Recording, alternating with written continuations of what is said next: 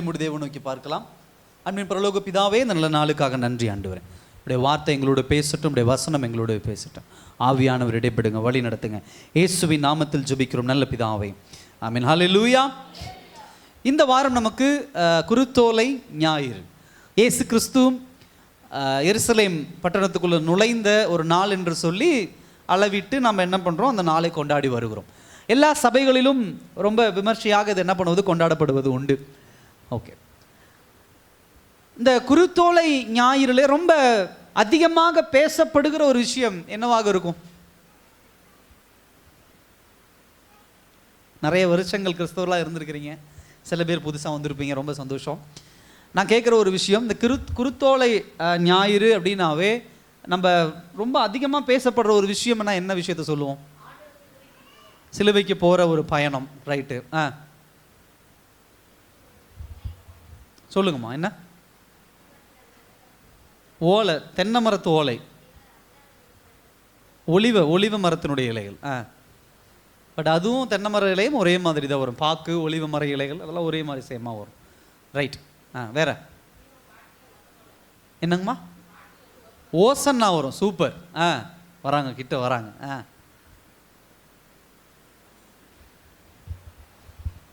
நீங்கள் இப்படி பேச ஆரம்பிச்சிங்கன்னா நான் பிரசங்கம் பண்ணால் இன்னும் நல்லாயிருக்கும். இன்னும் 2 மணி நேரம் எடுக்கலாம் பிரசங்கம், ஒன்றும் பிரச்சனை இல்லை. சொல்லுங்கள். ஏன்னா அப்போ தான் நீங்களும் அந்த பிரசங்கத்துக்குள்ளே ஒன்று பாருங்கள். அந்த அம்மா சொல்கிறாங்க ஓசன்னா வருங்கிறாங்க, அவங்க ஒலிவ மர இலைங்கிறாங்க. நீங்களும் ஏதாவது ஒன்று சொல்லுங்கள். அதாவது இந்த குருத்தோலை அப்படின்னாவே அதிகம் பேசப்படுகிற ஒரு விஷயம் என்னன்னா கழுதை. என்னது? டாங்கி. வேதாகமத்தில் சொல்லப்படுகிற அந்த வார்த்தை எங்கே எழுதியிருக்குது? 19. எஸ், கழுதை குட்டி. 30வது வசனத்தை சொல்றாரு, ஒருவரும் ஒரு காலும் ஏறிராத கழுதை குட்டியை என்ன பண்ணுவீங்க, கட்டி இருக்க காண்பீர்கள். கழுதை குட்டி என்று மென்ஷன் பண்ணியிருக்கு. மத்தேயு புத்தகத்தில் வாசிச்சிங்கன்னா 2 கழுதை இருக்கும். 2 கழுதையை போய் கூட்டிட்டு வாங்க அப்படிங்கிற மாதிரி ஒரு வார்த்தை வரும். உடனே நமக்கு ஒரு டவுட் வரக்கூடாது, என்னடா மத்தேயுவில் 2 கழுதையை சொல்றாரு, லூக்காவில் மற்ற மார்க்கிலாம் 1 கழுதையை சொல்றாரு அப்படின்னு சொல்லி நமக்கு ஒரு டவுட் வரும். ஒரு டவுட்டும் கிடையாது. ஆண்டவர் கேட்டது என்னங்க? கழுதை குட்டி. அப்ப கழுதை குட்டினா அந்த குட்டிக்கு என்ன இருக்கும்? தாய் இருக்கும். அப்ப தாயோடு இருக்கக்கூடிய ஒரு குட்டி. அப்ப 2யுமே பிரிக்க கூடாதுன்னு ஆண்டவர் என்ன பண்ணியிருக்கிறாரு, கழுதை குட்டி என்ன பண்ணியிருக்காரு, கொண்டு வர சொல்லியிருக்கிறார். ஸோ ஒரு குட்டி தான் ஆண்டவர் கேட்குறாரு. 2 குட்டி அப்படின்னு சொன்ன உடனே இங்கே மிஸ்மேட்ச் ஆகுது, குழப்பமாகுதுலாம் யோசிக்க வேண்டாம். சரி, இப்போ இன்றைக்கி நம்ம அதை தான் தியானிக்க போகிறோம். நான் இந்த வசனங்களை குறித்து தியானிக்கும் போது நீங்கள் இதில் சில பிரசங்களை கேட்டிருக்கலாம். பட்டு கர்த்தர் திரும்ப என்னோடு பேசின ஒரு வார்த்தை என்னவென்று சொன்னால், 30வது வசனத்தினுடைய பின்பகுதி அவிழ்த்து கொண்டு வாருங்கள். என்னது? அன்டைட். அதாவது அவிழ்த்து கொண்டு என்ன பண்ணுங்க, வாங்க. ஏன் அவிழ்த்து கொண்டு வரணும் அப்படின்னு சொன்னா 33வது வசனத்தை சொல்றாங்க, யாராவது உங்ககிட்ட வந்து குட்டியை ஏன் அவிழ்க்கிறீர்கள் என்று கேட்டால் அதற்கு அவர்கள் அது ஆண்டவருக்கு வேண்டும் என்று என்ன பண்ணுங்க, சொல்லுங்க. 31வது வசனத்தை சொல்றாரு, அது ஆண்டவருக்கு வேண்டும் என்று என்ன பண்ணுங்க, சொல்லுங்க. அப்ப கவனிங்க, அவிழ்த்து கொண்டு வருதல் எதற்காக? ஆண்டவருக்கு வேண்டும் என்பதற்காக என்ன பண்ணுகிறது, அவிழ்த்து கொண்டு என்ன பண்ணுகிறது, வரப்படுகிறது. முதலாவது ஒரு சில காரியங்களை தியானிச்சுட்டு நம்ம வேத வசனத்துக்குள்ளாக நம்ம செல்லலாம். அதாவது டாங்கி, கழுதை அப்படின்னு சொல்லக்கூடிய ஒரு காரியம். இன்னைக்கு கழுதை அதிகமாக நம்ம பார்க்க முடியறதில்லை, எங்கேயாவது ஜூவில் தான் அதிகம் பார்க்க முடியுது. நான் சின்ன வயசுலாம் பார்த்தது உண்டு. சில நாட்களில் கழுதை என்ன பண்ணுவாங்க, உபயோகப்படுத்துவாங்க. இன்னைக்கு கழுதை இனம் அழிந்து கொண்டு இருக்கக்கூடிய ஒரு இனம். ஏன் அப்படின்னா அந்த காலத்தில் வாகனங்கள் கிடையாது. அப்போ எதை அதிகமாக யூஸ் பண்ணுவாங்க, பொதி சுமக்கிறதுக்கு கழுதை யூஸ் பண்ணுவாங்க. அதே போல் இயேசு கிறிஸ்து இந்த காலகட்டத்தில் இன்னைக்கு இருக்கக்கூடிய சொகுசு வாகனங்கள், அதே போல் தேவைக்கேற்ற வாகனங்கள் என்பது உண்டு. ஒரு பைக் எடுத்துக்கோங்களேன், இன்னைக்கு ஒரு பல்சர் பைக் அப்படிங்கிறது எப்படிப்பட்ட ஒரு வாகனம்? அது சொகுசு வாகனம், ஒரு ஸ்போர்ட்ஸ் பைக்கு, ஒரு லக்ஸரியான ஒரு வாகனம், சொகுசு வாகனம் பாங்க. எதை? ஏன் அப்படின்னா வேகம் அதிகமாக போகும், அதில் அப்படி வண்டி பெருசாக இருக்கும், அந்த மாதிரி சொல்லுவாங்க.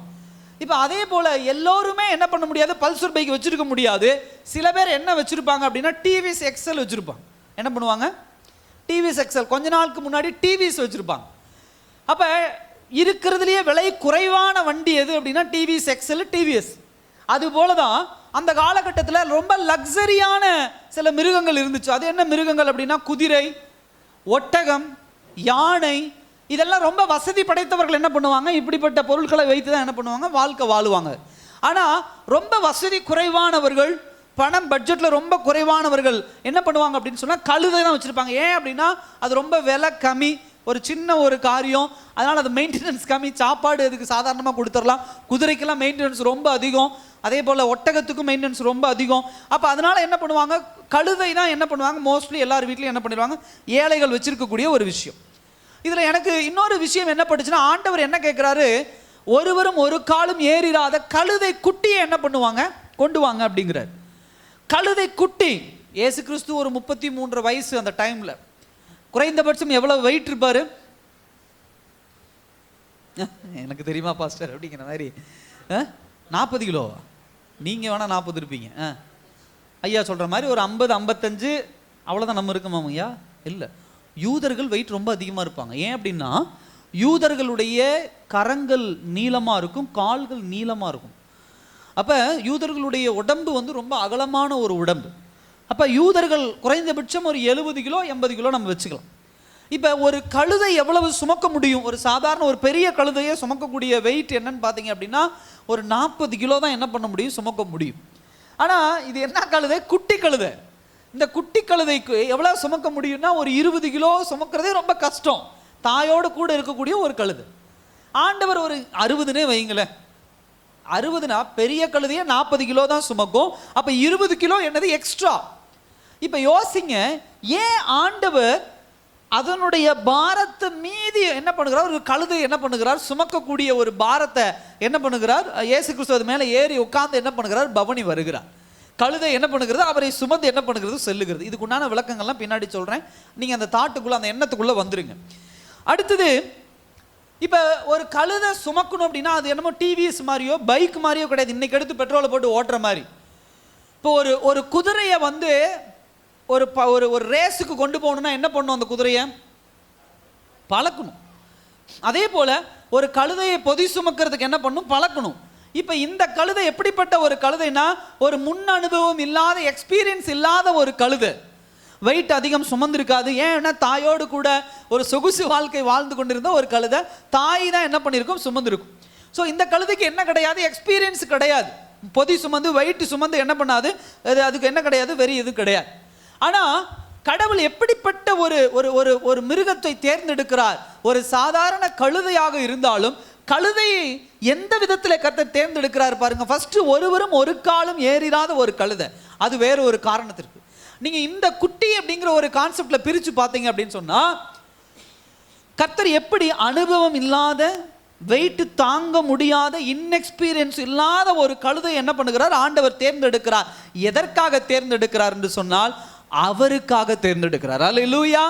அவருடைய நாமம் மகிமைப்பட வேண்டும் என்று சொல்லி, அவருடைய பேர் பிரபலமடைய வேண்டும் என்று சொல்லி, அவருடைய கிருபை வெளிப்பட வேண்டும் என்று சொல்லி என்ன பண்ணுகிறார் சொன்னா, இந்த கழுதையை ஆண்டவர் என்ன பண்ணுகிறார், தேர்ந்தெடுக்கிறார். என் சகோதர சகோதரியே, இப்படிப்பட்ட இந்த கழுதையினுடைய நிலைமை எப்படிப்பட்ட நிலைமையாக இருக்கிறது.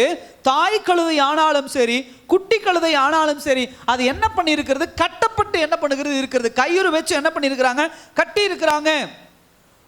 கவனிங்க என் சகோதர சகோதரியே, இந்த உலகத்தில் கர்த்தர் எல்லாரையும், மனுஷனை உருவாக்கினதனுடைய நோக்கம் என்னவென்று சொன்னால், இந்த பூமியிலே பழுகி பெருகி அவன் என்ன பண்ணணும், பூமி என்ன பண்ணணும், நிரப்பணும். ஆனால் எப்படி இந்த கழுதை, ஒரு குட்டி கழுதை குட்டி கட்டப்பட்டு இருக்கிறதோ, ஒரு முன் அனுபவம் இல்லாமல்.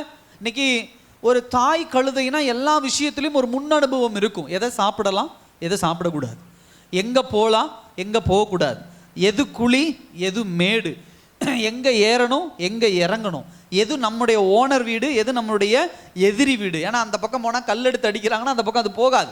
அந்த இடத்த பார்த்தாவே ஐயோ அங்கே போனால் கல் எடுத்து அடிப்பாங்க, நம்ம போகக்கூடாதுன்னு தெரிஞ்சிடும் கழுதை. அப்ப இந்த கழுதை குட்டியோ எந்த ஒரு முன் அனுபவம் இல்லாமல், எந்த ஒரு ஒரு ஒரு அறிவும் இல்லாமல் இருக்கக்கூடிய ஒரு கழுதை. இது என்ன செய்யப்பட்டு இருக்கிறது என்று சொன்னால், கட்டப்பட்டு என்ன பண்ணுகிறது இருக்கிறது. என் சகோதர சகோதரியே, இந்த கழுதையை நாம் எடுத்துக்கொண்டால் இதனுடைய வாழ்க்கை முறையையும், இந்த கழுதையை ஒரு தீர்க்க தரிசனமாக நாம் எப்படி பார்க்கலாம் அப்படின்னு சொன்னா, ஒரு பாயிண்ட், ஃபர்ஸ்ட் பாயிண்ட் என்ன சொல்லப்படுது அப்படின்னு சொன்னா, ஒருவரும் ஒரு காலும் ஏறிராத சுத்தமான ஒரு ஒரு ஒரு கழுதை. ரெண்டாவது பாயிண்ட் நம்ம இதை எப்படி பார்க்கலாம் அப்படின்னு சொன்னா, உங்களோடும் என்னோடும் மனிதனோடு இந்த கழுதை என்ன பண்ணுகிறது? ஒப்பிடப்படுகிறது. கர்த்தருக்கு கர்த்தருடைய நாமம் மகிமைப்பட வேண்டும் என்று சொன்னால் கர்த்தர் இந்த உலகத்திலே எதை வேண்டுமானாலும் எப்பொழுது வேண்டுமானாலும் எடுத்துக்கொள்ளுவார், பயன்படுத்துவார். அல்லேலூயா. அதற்காக தான் கர்த்தர் மனிதனை படைத்திருக்கிறார். அதற்காக தான் மனிதனை என்ன பண்ணியிருக்கிறார்? இந்த உலகத்தில் உருவாக்கி இருக்கிறார். ஆனா எப்படி இந்த கழுதை குட்டி கட்டப்பட்டு இருக்கிறதோ அதே போல இன்றைக்கு நிறைய ஜனங்களுடைய வாழ்க்கை என்ன பண்ணியிருக்கிறது? கட்டப்பட்டு இருக்கிறது. பல விஷயங்கள்ல கட்டப்பட்டு இருக்கிறது. இன்றைக்கு ஆண்டவர் நம்மோடு பேசுற வார்த்தை என்னவென்று சொன்னால், தேவன் உங்களையும் என்னையும் இப்படிப்பட்ட கட்டுகளில் இருந்து கட்டவிழ்த்து விடுகிறார். எதற்காக கட்டவிழ்த்து விடுகிறார் என்று சொன்னால், நீங்களும் நானும் தேவனுக்கு தேவைப்படுகிறோம். அல்லேலூயா. கழுதை ஓனருக்கு தேவைப்படுவதற்காக கட்டவிழ்க்கப்படவில்லை. கழுதை தாய் கழுதைக்கு தேவைப்படும் என்று கட்டவிழ்க்கப்படவில்லை. கழுதை சொந்தக்காரர்களுக்கு தேவைப்பட வேண்டும் என்று கட்டவிழ்க்கப்படவில்லை. கழுதை கழுதையினுடைய இனத்திற்கு தேவைப்பட வேண்டும் என்று கட்டவிழ்க்கப்படவில்லை. கழுதை அந்த ஊருக்கு தேவைப்பட வேண்டும் என்று கட்டவிழ்க்கப்படவில்லை. ஏன் சீஷர்களை அனுப்பி தேவன் கழுதையை கட்டவிழ்க்கிறார் என்று சொன்னால், கழுதை யாருக்கு தேவை? சொல்லுங்க, யாருக்கு தேவை? தேவனுக்கு தேவை. அல்லேலூயா. ஆண்டவருக்கு தேவை. இப்படி ஆண்டவருக்கு தேவைப்படுகிற ஒரு காரியத்தை ஆகிய நீங்களும் நானும், தேவ பிள்ளைகளாகிய நீங்களும் நானும் இன்றைக்கு பல விஷயங்களிலே கட்டப்பட்டு இருக்கிறோம். அப்படி கட்டப்பட்டு இருக்கிறதுனால தான் தேவனுக்கு பயன்படுகிற விதமாக நாம் என்ன பண்ண முடியல? வாழ முடியல. தேவனுடைய மகிமைக்கென்று வாழ முடியல. இந்த கட்டவிழ்த்து விடுங்கள் அப்படின்னு சொல்லுகிற இந்த காரியத்தில் ஒரு 5 காரியங்கள் இன்னைக்கு நம்ம என்ன பண்ண போறோம்? தியானிக்க போகிறோம். அதுல முதலாவது காரியம் என்ன அப்படின்னு சொன்னா, கட்டப்படுவதன் அர்த்தத்தை முதலாவது என்ன பண்ணுங்க? புரிந்து கொள்ளுங்கள். இதுல என்ன சொல்றாரு? 30ஆம் வசனத்துல, கழுதை குட்டியை கட்டி இருக்க என்ன பண்ணுவீர்கள்? காண்பீர்கள். ஒரு கழுதை கட்டப்பட்டு இருக்குது அப்படின்னு சொன்னா அது என்ன அர்த்தம்? ஒரு கழுதை கட்டப்பட்டு இருக்குது அப்படின்னு சொன்னா அது என்ன அர்த்தம்? என்னங்க? பாதுகாப்புல இருக்குன்னு சொல்லலாமா? கட்டப்பட்டு இருந்தாலுமே சிங்கங்கள் வந்து அடித்து சாப்பிடுமே, பாதுகாப்பு நம்ம சொல்ல முடியாது. கழுதை என்ன பண்ணிருக்குது? ரெஸ்ட்ரிக்ட் பண்ணிருக்காங்க. கழுதை என்ன பண்ணிருக்காங்க? ஒரு எல்லைக்குள்ள அடைச்சிருக்கிறாங்க. இவ்வளவு தூரம் அவ்வளவு தூரம் தான் கயிறு அப்படின்னு சொன்னா அந்த கயிறுக்கு மேல கழுதை என்ன பண்ண முடியாது? அந்த பக்கத்து இந்த பக்கத்து என்ன பண்ண முடியாது? போக முடியாது. ஒரு லிமிட், ஒரு எல்லை கோடு என்ன பண்ணிருக்காங்க? வைத்திருக்கிறாங்க. என் சகோதர சகோதரி, அந்த கழுதைக்கு பல திறமைகள் இருக்கலாம். இன்னைக்கு இதை ஒப்பிடும்போது கழுதையை நம்மோடு, ஹியூமனோடு, மனுஷனோடு ஒப்பிடும்போது, ஒரு தீர்க்க தரிசன வார்த்தையா ஒப்பிடும் பொழுது, கர்த்தர் உங்களுக்கும் எனக்கும் நிறைய திறமைகளையும் தாளந்துகளையும் தேவன் கொடுத்திருக்கிறார். எதற்காக? தேவனுடைய நாமம் மகிமைப்படுவதற்கென்று. ஆனால் இந்த கழுதையை போல பல விஷயங்களினாலே இந்த உலகத்திலே கட்டப்பட்டு இருக்கிறோம். அப்படி கட்டப்பட்டு இருக்கிறதுனால தான் தேவனுக்கென்று பயன்பட முடியாமல் இந்த உலகத்திலே நாம் என்ன பண்ணி கொண்டிருக்கிறோம்? தடுமாறி கொண்டிருக்கிறோம்.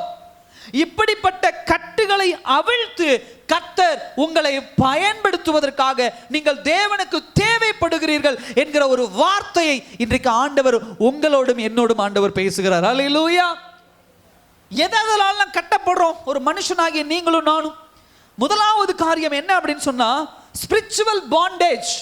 அதாவது ஒரு ஆவிக்குரிய ஒரு கட்டு.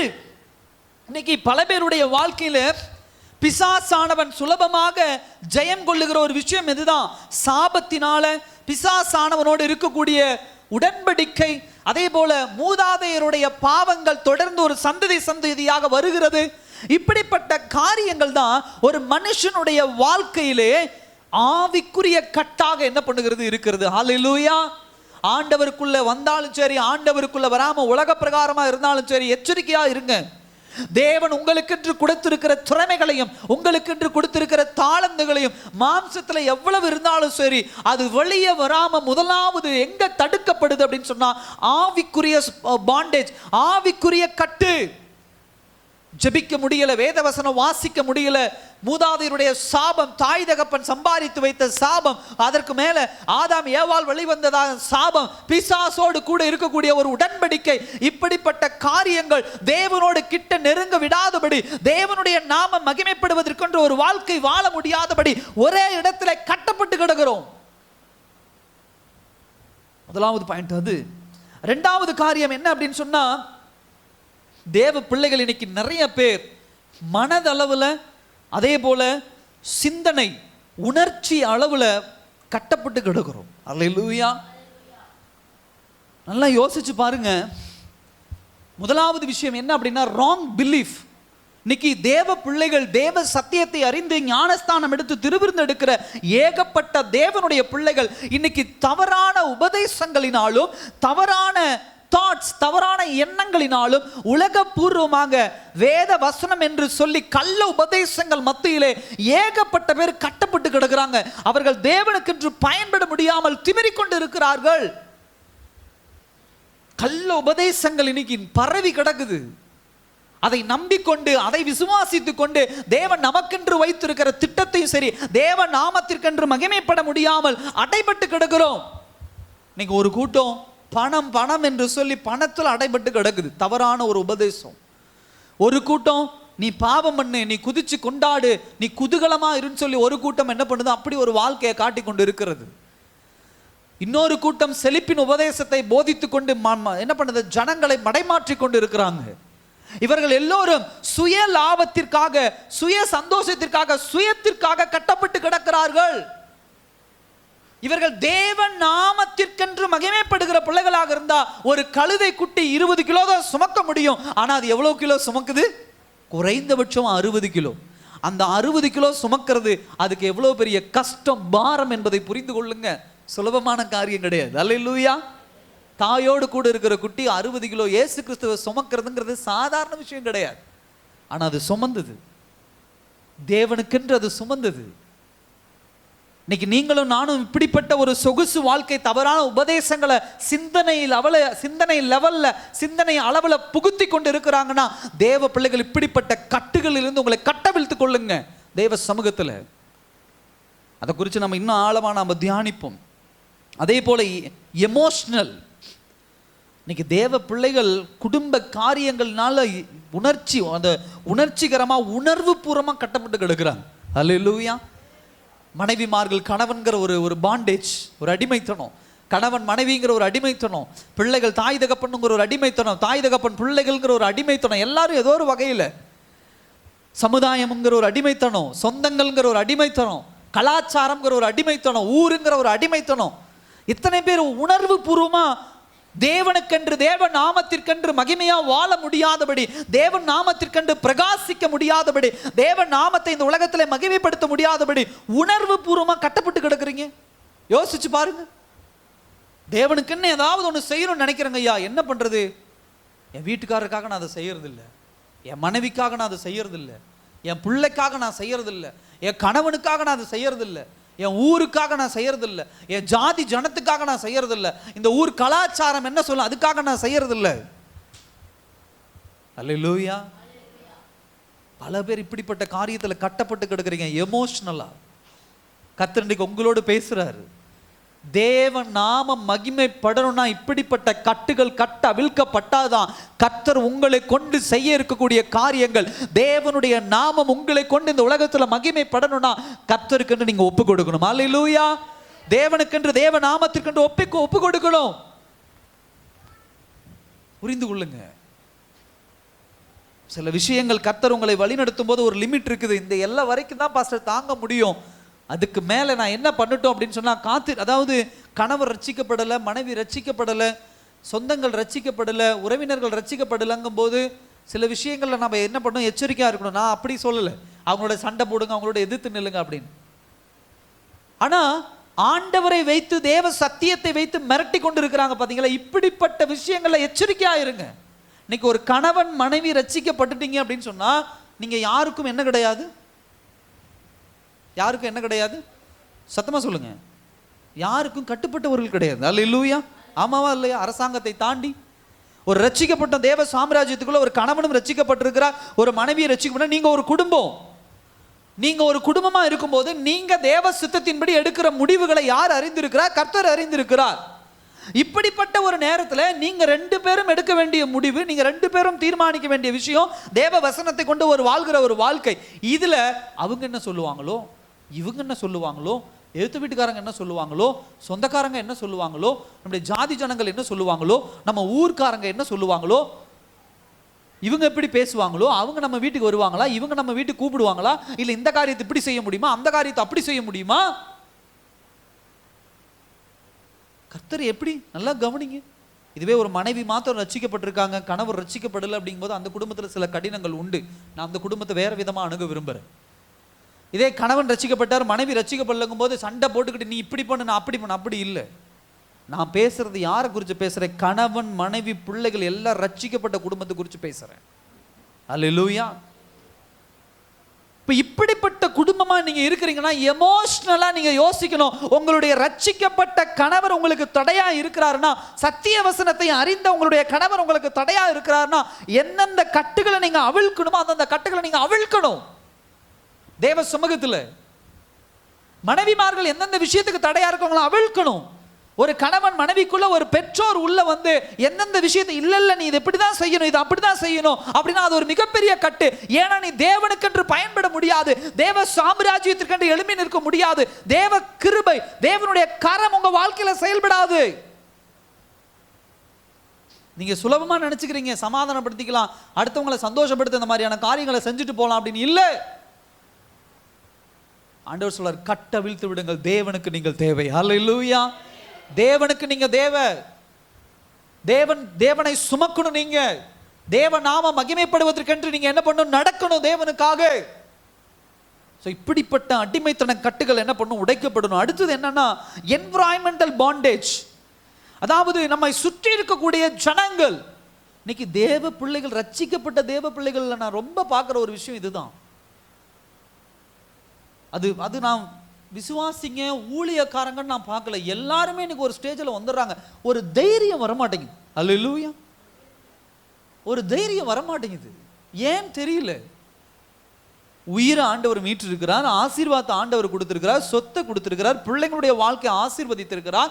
கர்த்தர் தான் உண்மையான தெய்வம், பரலோகம். இது எல்லாவற்றையும் நன்கு அறிந்தவர்கள் கூட, பாஸ்டர் எங்க அண்ணன் என்ன சொல்லுவார்னு தெரியல, எங்க அக்கா என்ன சொல்லுவாங்கன்னு தெரியல, அவங்களுக்காக சில விஷயங்கள் நான் ஒத்துக்கணும், அவங்களுக்காக இந்த விஷயத்தை நீங்க இப்படி சொல்லுங்க, அவங்களுக்காக இந்த விஷயத்தை அப்படி சொல்லுங்க, அவங்களுக்காக இந்த விஷயத்தை மாத்திரம் நாங்கள் அனுமதிச்சுக்கிறோம். அல்லேலூயா. இதுதான் என்விரான்மெண்டல் பாண்டேஜ்.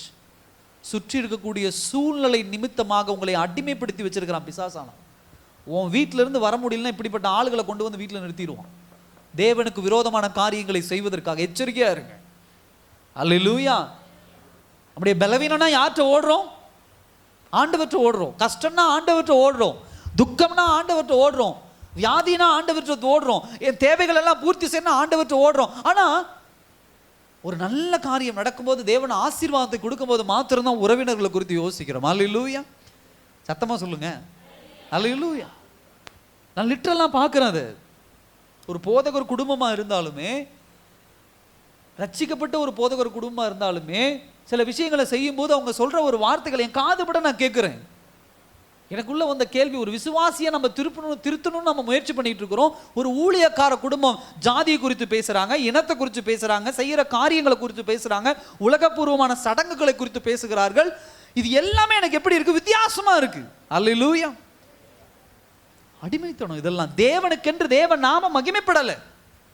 ஒரு விஷயத்தை ஆவிக்குரிய வாழ்க்கையில கிறிஸ்தவ முறையில பண்ணி பாருங்க, அது எவ்வளோ பிளஸ்ஸிங்காக இருக்கும், எவ்வளோ ஆசீர்வாதம். ஒரு வீடு பிரதிஷ்டை, ஒரு திருமணம், ஒரு குழந்தையினுடைய காரியங்கள், ஒரு குழந்தையினுடைய பெயர் வைக்கிற காரியங்கள், எல்லா விஷயங்களையும் நான் சொல்கிறேன். அது ஆவிக்குரிய நிலைமையில தொடக்க முதல் முடிவு வரை ஒரு உலக பிரகாரமான கலாச்சாரமான காரியங்கள் உள்ள இல்லாதபடி ஆவிக்குரிய நிலைமையில நடத்தி பாருங்க. அது எவ்வளோ ப்ளசண்ட்டாக இருக்கும், எவ்வளோ ஆசீர்வாதமாக இருக்கும், அது எவ்வளோ மேன்மையாக இருக்கும். அந்த ஆசீர்வாதத்தை ருசித்து பாருங்க. ஒரு விஷயத்தில் ருசித்து பாருங்க, கர்த்தருடைய கரம் செயல்படுறது தொடக்க முதல் முடிவு வரை அவ்வளோ சந்தோஷம் இருக்கும் அந்த விஷயத்தில். உங்களுடைய திருமண காரியங்கள் மற்ற எந்த காரியங்களும் இப்படிப்பட்ட இன்சிடென்ட் எதையுமே நான் ஏற்றுக்கல. போல்டாக சொல்லுவேன், தைரியமாக சொல்லுவேன். என்னுடைய உறவினர்கள் வரல, சில பேர் வந்தாங்க, சாப்பிடல, எல்லாத்தையும் சாப்பிடக்கூடாது பராட்டி போலதான். அல்லேலூயா. அல்லேலூயா.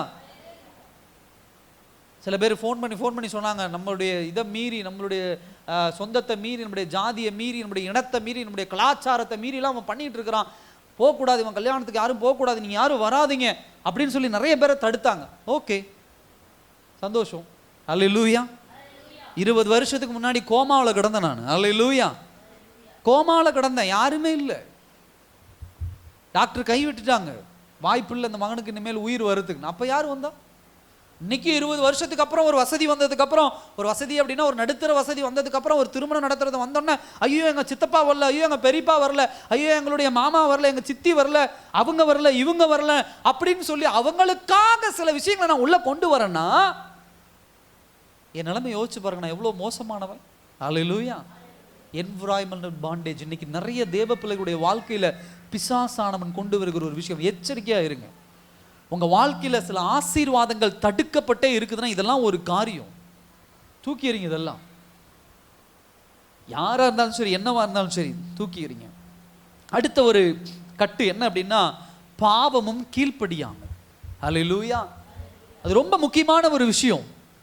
இந்த உலகத்துல ஒரு மனுஷனுக்குள்ள பாவத்தினுடைய அடிமைத்தனமும் கீழ்ப்படியாமை தான் தேவனுக்கென்று அவன் கனி கொடுக்க விடாதபடி, தேவனுக்கென்று அவன் எழுந்து நிற்க விடாதபடி அவருடைய வாழ்க்கையில் ஒரு மிகப்பெரிய தடுமாற்றமாக இருக்குது. சிறு வயதிலிருந்து ரட்சிக்கப்பட்ட பிள்ளைகள் பாவத்தில் விழுந்து போய் பின்மாற்றத்தில் போறதை நான் பார்க்க முடியுது. வேதவசனத்தை கற்றுக் கொடுத்து சிறு வயதிலிருந்து வளர்த்தி வந்த பிள்ளைகள் ஒரு வேலை கிடைச்ச உடனே ஒரு பாவத்தில் விழுந்து பின்மாற்றத்தில் போறாங்க, இச்சையில விழுந்து பின்மாற்றத்தில் போறாங்க. எச்சரிக்கையா இருங்க. நீங்க நினைச்சுக்கிறீங்க அடிமைத்தனத்தில் கொண்டு போய் நிறுத்திடும். தேவன் நாமத்திற்கென்று மகிமையா நம்ம என்ன பண்ண முடியாது, வாழ முடியாது. ரெண்டாவது பாயிண்ட். முதல் பாயிண்ட் என்ன அப்படின்னு சொன்னா, நம்ம அதாவது கட்டப்படுவதனுடைய அர்த்தம் இது. இந்த கழுதை குறித்து நாம் தியானிச்சிருக்கோம். ரெண்டாவது என்ன அப்படின்னா, தொடக்கத்திற்கும் முடிவிற்குமான அதிகாரத்தை கொண்டவர் இயேசு மட்டுமே. அல்லேலூயா. உங்களுடைய முடிவு அப்படின்னு சொன்னா டெஸ்டினின்னு சொல்லுவாங்க ஆங்கிலத்தில். டெஸ்டினின்னு சொன்னா நீங்க சேரப்போகிற இடம். அந்த சேரப்போகிற இடத்திற்கு உண்டான அதிகாரத்தை யார் வைத்திருக்கிறார்? ஆண்டவர் வைத்திருக்கிறார். உலகம் கிடையாது. ஏன் உலகத்துக்குள்ள போய் கட்டப்பட்டு இருக்கிறீங்க இன்னைக்கு? அதுதான் ஒரு கேள்வி. ஏன்? நல்லா கவனிங்க. நான் ரொம்ப யோசிச்ச ஒரு விஷயம். காலையில் உட்கார்ந்து இந்த வசனத்தை நான் தியானிக்கும் போது, இயேசு கிறிஸ்து அப்பதான் எருசலேமுக்குள்ள வராரு. இப்ப 2 பேர் வராங்க. அவங்க வீட்டுக்கு முன்னாடி என்ன பண்ணியிருக்கிறாங்க, கழுதை குட்டி கட்ட வச்சிருக்காங்க. கழுதை குட்டி ரொம்ப விலை அதிகம். கழுதை குட்டி. இப்படி யோசிங்க. உங்க வீட்டுக்கு முன்னாடி 2 ஆடு கட்டி போட்டிருக்கிறீங்க. திடீர்னு ஒரு ஆள் வராங்க. 2 பேர் வந்து அவங்க இதில் நல்லா கவனிங்க.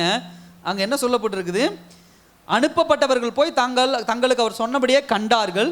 கழுதை குட்டி அவர்கள் அவிழ்க்கும் போது இவங்க போய் பார்க்குறாங்க, கழுதை குட்டி இருக்குது. கழுதை குட்டி என்ன பண்ணுறாங்க, கழுதையும் கழுதை குட்டியும் அவங்க அவுத்துட்டு இருக்கிறாங்க, கழட்டிக்கிட்டு இருக்கிறாங்க. உங்கள் வீட்டில் 2 ஆடு கட்டி போட்டுருக்குது. ஆடு குட்டி போட்டிருக்குன்னு வச்சுக்கோங்க. ஒரு ஆடு எங்கிருந்தோ 2 பேர் வராங்க.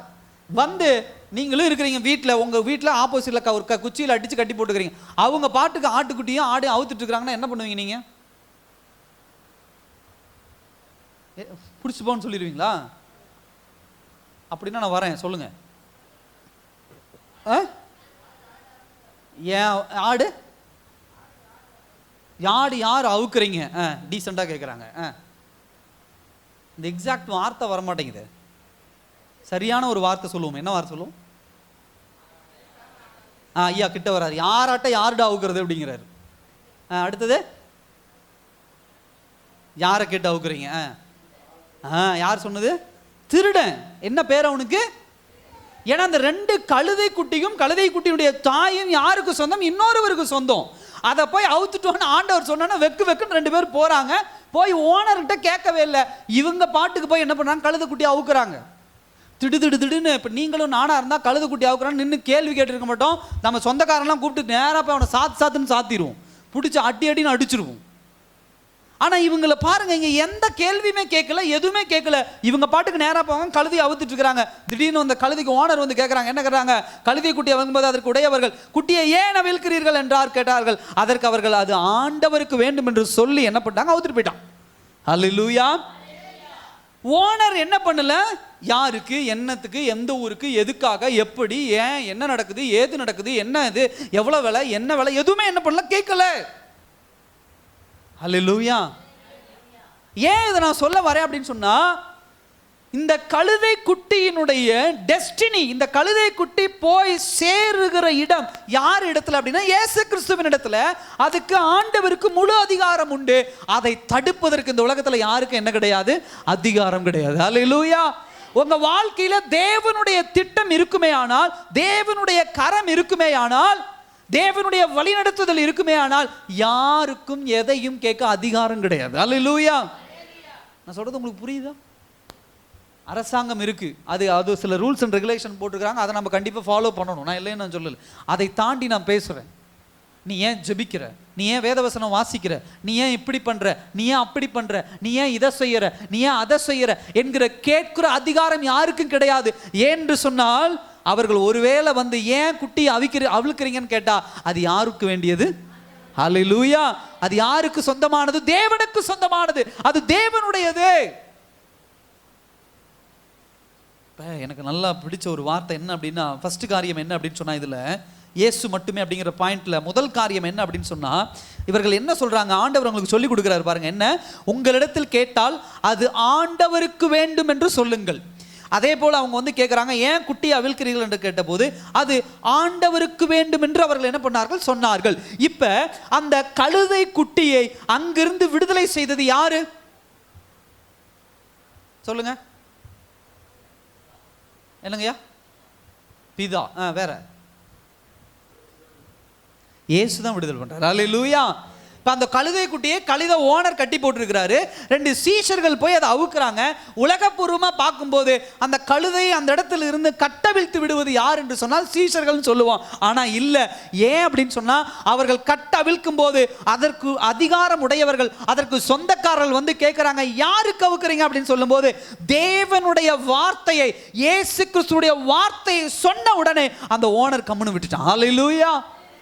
என் சகோதர சகோதரி, எந்தெந்த விஷயங்கள் உங்க வாழ்க்கையில கட்டப்பட்டு இருக்கிறதோ, அப்படி கட்டப்படுகிற விஷயங்களுக்கெல்லாம் தேவனுடைய வார்த்தையை சொல்லி பாருங்க. அதன் மீது அதிகாரம் செலுத்துவதற்கு யாருக்கும் என்ன கிடையாது? அதிகாரம் கிடையாது. அல்லேலூயா. தேவனுடைய வார்த்தை தான் நம்மை விடுதலை ஆக்குகிறது. தேவனுடைய வார்த்தை நான் சுதந்திரவாளியா மாத்துது. உங்க மேலேயோ என் மேலேயோ இப்படிப்பட்ட கட்டுகளை கட்டுவதற்கு யாராவது உரிமை கோரினால் அவரிடத்துல சொல்ல வேண்டியது, நான் இயேசுவின் பிள்ளை, இயேசுவின் நாமத்தை தரிக்கப்பட்ட பிள்ளை, என்னை ஒருவரும் என்ன பண்ண முடியாது? கட்டி போட முடியாது. அல்லேலூயா. முதல் காரியம் இது. இரண்டாவது விஷயம் என்ன அப்படின்னா, நான் ஏற்கனவே சொன்னது போல ஹியூமன் ரெஸ்ட்ரிக்ஷன், அதாவது மனுஷன் தடுப்பதை மீறுவதற்குண்டான அதிகாரம் யாரிடத்தில் இருக்கிறது? கர்த்தரிடத்தில் இருக்கிறது. ஒரு விஷயத்தை நீங்க புரிந்து கொள்ளணும். தேவனுடைய பிள்ளைகள் சில விஷயங்களை மனுஷனை நம்பி இதை செஞ்சாதான் நம்மளை ஆண்டவர் ஆசீர்வதிப்பார் அப்படின்னு தயவு செய்து நீங்க கால்குலேஷன் போடாதீங்க. அல்லேலூயா. கணக்கு போடாதீங்க. நீங்க சில நேரத்தில் கர்த்தர் மனுஷனுடைய பலத்தை மீறி, மனுஷனுடைய எல்லையை மீறி, மனுஷனுக்குண்டான காரியத்தை மீறி ஆண்டவர் எதையும் செய்ய வல்லவராக இருக்கிறார். அல்லேலூயா. கர்த்தர் செய்ய வல்லவராக இருக்கிறார்.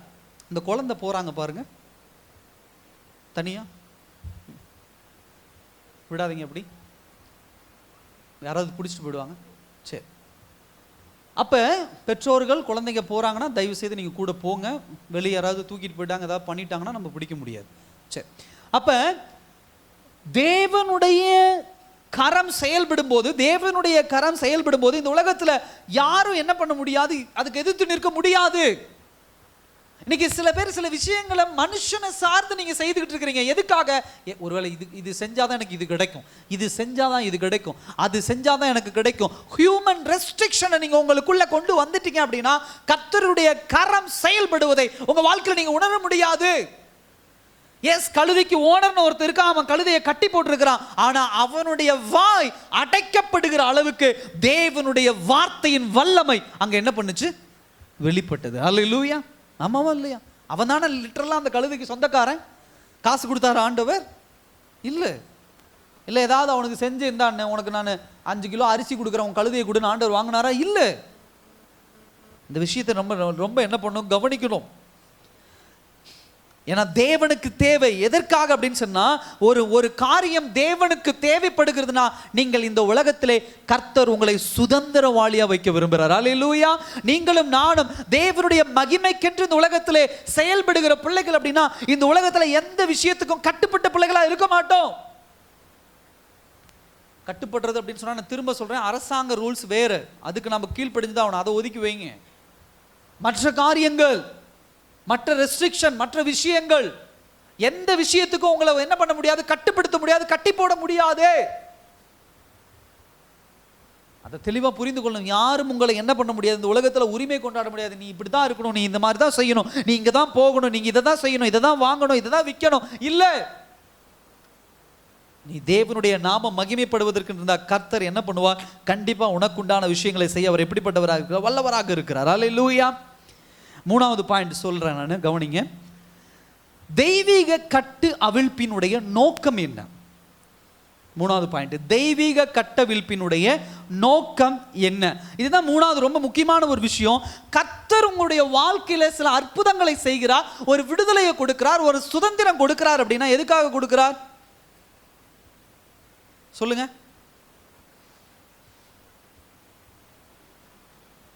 கர்த்தர் உங்களுக்கு ஒரு ஆசீர்வாதத்தை கொடுக்கிறார், ஒரு ஒரு ஒரு ஒரு ஒரு சொத்தை கொடுக்குறாருன்னு வச்சுக்கோங்க, ஒரு வீட்டை கொடுக்குறாருன்னு வச்சுக்கோங்க, ஒரு வண்டியை கொடுக்குறாருன்னு வச்சுக்கோங்க, ஒரு நகையை கொடுக்குறாருன்னு வச்சுக்கோங்க, எதை வேணால் நீங்கள் வச்சுக்கோங்க, ஒரு குழந்தையை கொடுக்குறாருன்னு வச்சுக்கோங்க, நல்ல திருமண வாழ்க்கையை கொடுக்குறார், சந்தோஷம்.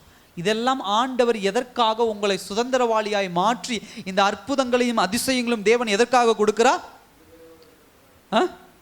நீங்கள் தேவனுக்கென்று நற்கனிகளை பெறுகிற பிள்ளைகளாகவும், மற்றவருடைய வாழ்க்கையிலே தாக்கத்தை உருவாக்குகிற பிள்ளைகளாகவும், மூன்றாவது தேவநாமம் மகிமைப்படுவதற்கென்று வாழ்கிற பிள்ளையா இருக்கணும். அல்லேலூயா.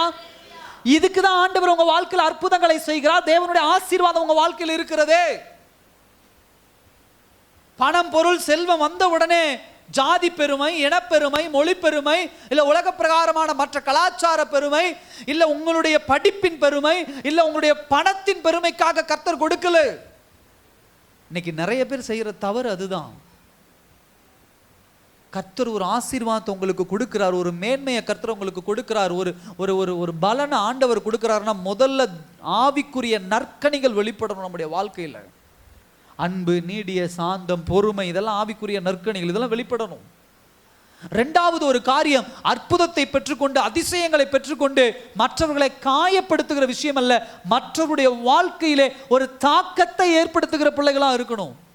மூன்றாவது, பெறுகிற அற்புதத்தையும் அதிசயத்தையும் வைத்து தேவநாமம் மகிமைப்படணும்.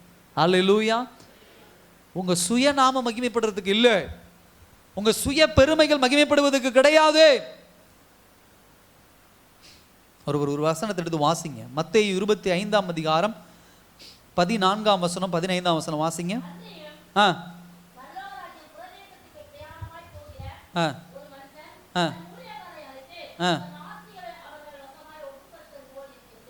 மத்தேயு 25:14-15.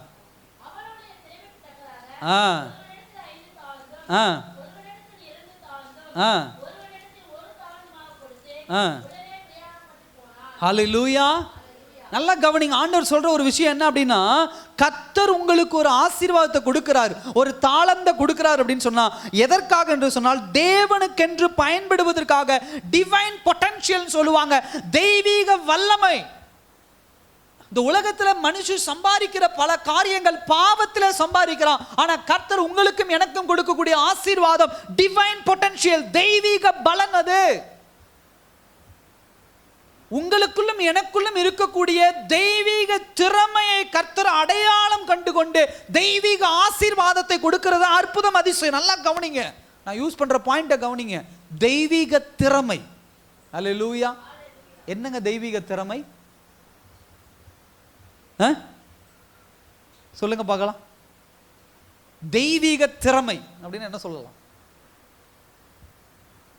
உலகபூர்வமா சில திறமைகளை சொல்றது உண்டு. படிப்பு ஒரு திறமை, அதே போல் சொத்து ஒரு திறமை. உலகபூர்வமாக அவங்க அந்த என்ன பண்ணுவாங்க, அவங்க அந்த திறமையான ஆளுங்கப்பா, அவங்க படிப்பு நல்லா படிச்சிருக்கிறாங்க, அவங்க டாக்டர், அவங்க இன்ஜினியர், அவங்க பணம் எவ்வளோ பணம் வச்சுருக்கிறாங்க, அவங்க ஊர் அந்தக்காரங்க, என்னமோ திறமையை சொல்கிறாங்க. நான் உபயோகப்படுத்துகிற வார்த்தை தெய்வீக திறமை. என்னங்க தெய்வீக திறமை? ஜெபம், வேத வசன வாசிப்பு, ஆவிக்குரிய வாழ்க்கை. ஹல்லேலூயா. அதுதான் டிவைன் பொட்டன்ஷியல், தெய்வீக திறமை. நல்லா கவனிங்க, யார் ஒருவர் தெய்வீக திறமையிலே வளர்ந்து கொண்டு இருக்கிறார்களோ அவருடைய வாழ்க்கையில தேவன் கொடுக்கிற ஆசீர்வாதம் தான் தெய்வீக ஆசீர்வாதம். ஹல்லேலூயா. இல்லைன்னா அது தெய்வீக ஆசீர்வாதமா இருக்கவே இருக்காது. அந்த ஆசீர்வாதத்தினால் சந்தோஷம் வருவதை காட்டிலும், அந்த ஆசீர்வாதத்தினால் நிம்மதி வருவதை காட்டிலும், அந்த ஆசீர்வாதத்தினால் பெரும் எப்படி வரும், சோகமும் பெரும் கண்ணீரும் கவலையும் தான் வரும். அப்ப இந்த உலகத்துல நான் ஆசீர்வாதத்தை பெறணும் அப்படின்னு சொன்னா எனக்குள்ள நான் எதை வளர்த்தி கொள்ள வேண்டும்? டிவைன் பொட்டன்ஷியல், தெய்வீக திறமையை நான் வளர்த்தி கொள்ள வேண்டும். நான் தெய்வீக திறமையை வளர்த்தும் போதுதான் என் தெய்வீக திறமைக்கு ஏற்றவாறு கர்த்தர் 1 தாளந்தோ 2 தாளந்தோ 3 தாளந்தோ கிஃப்ட் ஆண்டவர் எனக்கு என்ன பண்ணுகிறார்? பரிசாக கொடுக்கிறார். ஹல்லேலூயா. ரெண்டாவது காரியம் இது. மூணாவது, ஏன் கர்த்தர் இந்த விடுவிக்கிறார், கட்டவிழ்க்கிறார் அப்படின்னு சொன்னா 19ஆம் அதிகாரம் 31ஆம் வசனத்துல சொல்லப்படுகிறது. லூக்கா 19:31 என்ன சொல்லப்படுகிறது? அதை ஏன் அவிழ்க்கிறீர்கள் என்று யாராவது உங்களிடத்தில் கேட்டால் அது ஆண்டவருக்கு வேண்டும் என்று சொல்லுங்க. யாருக்கு வேண்டும்? ஆண்டவருக்கு வேண்டும். நீங்களும் நானும் தேவன் விடுதலை செய்கிறார்னா யாருக்காக ஆண்டவர் விடுதலை செய்கிறார்? உங்க கணவருக்காக விடுதலை செய்கிறாரா? உங்க மனைவிக்காக விடுதலை செய்கிறாரா? உங்க உறவினர்களுக்காக விடுதலை செய்கிறாங்களா? இல்ல உங்க ஊர்க்காரங்களுக்காக ஆண்டவர் விடுதலை செய்கிறார்? யாருக்காக ஆண்டவர் விடுதலை செய்கிறார்? தேவனுக்காக விடுதலை செய்கிறார். தேவனுடைய நாமம் மகிமைப்படுவதற்கென்று ஆண்டவர் விடுதலை செய்கிறார். அப்ப என்னுடைய வாழ்க்கை இந்த பூமியிலே எப்படிப்பட்ட வாழ்க்கையாக இருக்க வேண்டும்? ஒரு நிமிஷமும் தேவ நாமம் மகிமைப்படுவதற்கென்று என் வாழ்க்கை என்ன பண்ணணும்? இருக்கணும். ஹல்லேலூயா. யாராவது உங்க வீட்டில் வந்து உங்ககிட்ட இந்த கேள்வியை கேட்டால் நீங்க இப்படிதான் பதில் சொல்லணும். இதை ஏன் இப்படி பண்றீங்க அப்படின்னு கேட்டால் நீங்க என்ன சொல்லுவீங்க? சொல்லுங்க. இது தேவனுக்கு வேண்டும். ஹல்லேலூயா. இதெல்லாம் இப்படி பண்ணக்கூடாதே. நம்ம ஊர் பிரகாரம், நம்முடைய கலாச்சாரத்தின் பிரகாரம் இந்த விஷயத்தை நீங்க பண்ணக்கூடாது. தேவனுக்கு வேண்டும். இதை நீங்க இப்படி வாங்கக்கூடாதே. ஏன் இப்படி வாங்குனீங்க? தேவனுக்கு வேண்டும் என்று. இதை நீங்க இப்படி செய்யக்கூடாதே. ஏன்? தேவனுக்கு வேண்டும். ஹல்லேலூயா. எனக்கு வேண்டும் இல்லை, என் குடும்பத்திற்கு வேண்டும் இல்லை, என்னை சுற்றி இருப்பவர்களுக்கு வேண்டும் இல்லை. இது யாருக்கு வேண்டும்? தேவனுக்கு வேண்டும். என் தேவனுடைய நோக்கத்தை நிறைவேற்றுவதற்காக, என் தேவன் எதை விரும்புகிறாரோ அதை செய்வதற்காக. ஹல்லேலூயா. உலகம் என்ன சொல்லும்? ஆண்டவர் இயேசு கிறிஸ்து அந்த கழுதை குட்டி மேல உட்காரும் போது நீங்க என்ன சொல்லுவீங்க? அந்த இடத்துல இருந்தா என்னங்க சொல்லவே மாட்டேங்கிறீங்க? ஒரு ஆட்டு மேல ஒரு 2 பேர் ஒருத்தர் உட்கார்ந்து இருந்தா நீங்களும் நானும் என்ன சொல்லுவோம்? கழுதுன்னா தெரியாது உங்களுக்கு, பாவம். ஆடுன்னு வச்சுக்குவோம். ஆட்டு மேல நான் உட்கார்ந்து இருக்கிறேன்னு வைங்க, 80 கிலோ வெயிட். ஆட்டு மேல உட்காந்தா நீங்க என்ன சொல்லுவீங்க? பாவங்க, பாவங்க அந்த ஆடு. ஏங்க அந்த ஆடை இப்படி கொடுமைப்படுத்துறீங்க? வாயில்லாத ஜீவனுங்க அது. இப்படி ஒரு 80 கிலோ வெயிட் இருந்துட்டு உட்காந்தீங்கன்னா அந்த ஆடு தாங்குமா? அறிவு இருக்கா உனக்கு? அந்த ஆட்டுக்காக நாங்க பேசுறோம், அந்த ஆட்டுக்காக நாங்க பரிந்து பேசுறோம் அப்படின்னு என்ன பண்ணிருப்பாங்க? அன்னைக்கு இயேசு கிறிஸ்து உட்கார்ந்தப்ப இந்த வார்த்தையை சொல்லியிருப்பாங்க. ஒரு கழுது குட்டி 20 கிலோ வெயிட் தாங்க சுமக்கும், 60 கிலோ வெயிட் ஆள் பேர்ல உட்காந்து பவனி வந்துட்டு இருக்கிறாருங்க அப்படின்னு சொல்லி. அல்லேலூயா. அந்த கழுதைக்கு ஒருவேளை வெயிட் ஒரு பாரமா இருந்தாலும் அந்த கழுதையின் மீது யார் உட்கார்ந்து இருக்கிறா? அல்லேலூயா. யார் உட்கார்ந்து இருக்கிறா? இயேசு கிறிஸ்து உட்கார்ந்து இருக்கிறார். அல்லேலூயா. ஊர் உலகெல்லாம் அந்த கழுதையை பார்த்து பாவம் பாவம் சொன்னாலும், அந்த கழுதை சுமக்க முடியாம சுமந்தாலும் அதுக்குள்ள ஒரு சந்தோஷம் இருக்கும். நான் யாரை சுமந்து கொண்டு இருக்கிறேன்? மேசியாவை சுமந்து கொண்டு இருக்கிறேன். அல்லேலூயா. கடவுளை சுமந்து கொண்டு இருக்கிறேன். உங்களையும் என்னையும் பார்த்து ஒருவேளை ஏன் இப்படி இருக்கிறீங்க, ஏன் இந்த மாதிரி இருக்கிறீங்க, ஏன் இவ்வளவு கஷ்டப்படுறீங்க, ஏன் இவ்வளவு உண்மையா இருக்கிறீங்க, ஏன் அந்த மாதிரி இருக்கிறீங்க, இப்படி இருந்தீங்கன்னா எப்படிங்க உங்க வாழ்க்கையில நீங்க எப்படி முன்னேற முடியும்? இப்படி சுகங்களை எல்லாம் இழந்து போனீங்களே, இப்படி சொந்தக்காரர் கூட இருக்கக்கூடிய இந்த சந்தோஷத்தை எல்லாம் இழந்து போனீங்களே, இந்த விஷயத்தெல்லாம் இழந்து போனீங்களே அப்படின்னு சொன்னா, ஐயோ ஆமாங்க அப்படின்னு கேட்கிற கழுதியா நம்ம இருக்கக்கூடாது. எப்படிப்பட்ட கழுதியா இருக்கணும்? நான் யாரை சுமந்து கொண்டிருக்கிறேன்? ஹல்லேலூயா. என் தேவனை சுமந்து கொண்டிருக்கிறேன், தேவ திட்டத்தை சுமந்து கொண்டிருக்கிறேன், தேவனுடைய நோக்கத்தை சுமந்து கொண்டிருக்கிறேன். ஹல்லேலூயா. சில நேரங்கள் இப்படிப்பட்ட ஆவிகள் நம்மளை சுத்தி வரும். இன்னைக்கு யோசேப்பு தேவ திட்டத்தின் பிரகாரம் போத்திபார் வீட்டில் வேலை செய்யும் போது ஒரு ஆவி சுத்துச்சந்தான் அவனை. யோசேப்ப என்ன சொல்லுச்சு அந்த ஆவி? ஐயோ யோசேப்பு, நீ இவ்வளோ கஷ்டப்படுறியப்பா, நான் சொல்ற காரியத்துக்கு நீ ஓன்னு சொல்லு, நான் உன்னை என்ன ஆக்குறேன், இந்த வீட்டுக்கே உன்னை நான் என்ன பண்றேன், முதன்மையான ஆளா, வேலைக்காரங்களில் முதன்மையான வேலைக்காரனா உன்னை மாத்துறேன்.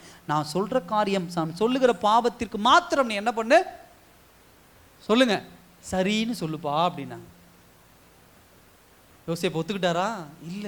தேவனுடைய திட்டத்தை சுமப்பதற்காக சில அடிகள், சில வேதனைகள், சில சிறைச்சாலைகள் எல்லாவற்றையும் சகித்தார். சகித்து முடித்த பிறகு தேவ திட்டமாகிய ராஜாங்கிற ஸ்தானத்தை யோசேப்புக்கு ஆண்டவர் கொடுத்தார். அல்லேலூயா. தேவ திட்டம் அதுதான். தேவனுடைய அழைப்பு இருக்கும்போது இந்த உலகம் உங்களை என்னை பார்த்து என்ன வேணா சொல்லலாம். பேதுரு ஜெயிலில் அடைக்கப்பட்டார், அப்போஸ்தலனாகிய பவுல் ஜெயிலில் அடைக்கப்பட்டார். இயேசு கிறிஸ்துவை சிலுவையில் தொங்கும் போது இயேசுவை கிண்டல் பண்ணாங்க, கேலி பண்ணாங்க. ஆனால் இயேசு கிறிஸ்துவின் மீது பிதா வைத்திருக்கிற திட்டம் என்ன என்பதை இந்த உலகம் என்ன பண்ணாது, புரிந்து கொள்ளாது. அல்லேலூயா. சகோதர சகோதரியே, தேவ திட்டம் உங்க மேல இருக்கும்போது, தேவனுடைய நோக்கம் உங்க மேல இருக்கும்போது, உங்களை பார்த்து இந்த உலகம் என்ன பண்ணலாம், அப்படியே பாவப்பட்டு உங்களை பார்த்து அப்படியே உங்களுக்காக சப்போர்ட் பண்றேன், உனக்காக நான் பண்றேன், இதுல இருந்து நீ வெளியே வா, அதுல இருந்து நீ அப்படி வா, இதுல இருந்து நீ இப்படி வா, உனக்கு நான் இப்படி உதவி பண்றேன், உனக்கு நான் அப்படி உதவி பண்றேன்னு சொல்லி தேவ திட்டத்துக்குள்ள இருந்து உங்களை வெளியே கொண்டு வர முயற்சி பண்ணுவாங்க. எச்சரிக்கையா இருங்க. அல்லேலூயா. நிறைய தேவனுடைய பிள்ளைகள் குடும்பங்கள்ல ஆசீர்வாதத்தை இழந்துட்டு இருக்கிறீங்க. ஏன்னா இப்படிப்பட்ட ஜனங்கள் உங்க வீட்டுக்குள்ள புகுந்து பேசுறதை கேட்டுட்டு இருக்கிறீங்க. நீங்க சத்தியத்தை மறந்து போயிடுறீங்க, வேத வசனங்களை மறந்து போயிடுறீங்க. இவங்க சொல்றதையே பெரிய இதா எடுத்துக்கிட்டு, இவங்க சொல்ற காரியத்தை பெருசா எடுத்துட்டு தேவனுடைய திட்டம் உங்க வாழ்க்கையில இருக்கிறத விட்டுறீங்க, தேவனுடைய நோக்கத்தை விட்டுறீங்க. அல்லேலூயா. நான் ரொம்ப விசுவாசிக்கிற ஒரு விஷயம் அதுதான். ஒரு உபத்திரவத்தை ஆண்டவர் கொடுக்குறாருன்னா, ஒரு பலவீனத்தை ஆண்டவர் கொடுக்குறாருன்னா, நம்மை பலப்படுத்தாம அதை கொடுக்க மாட்டார். அல்லேலூயா. அந்த விஷயத்தை தெளிவாக புரிந்து கொள்ளணும். அப்ப ஒரு உபத்திரமும் பலவீனமும் ஒரு குடும்பத்தில் வருது, அதை நம்மளால் தாங்க முடியல அப்படின்னு சொன்னா அதுக்கு என்ன அர்த்தம்? கர்த்தர் அனுமதிச்சது கிடையாது, இது நாம் செய்த தவறால வருகிற விஷயம். அல்லேலூயா.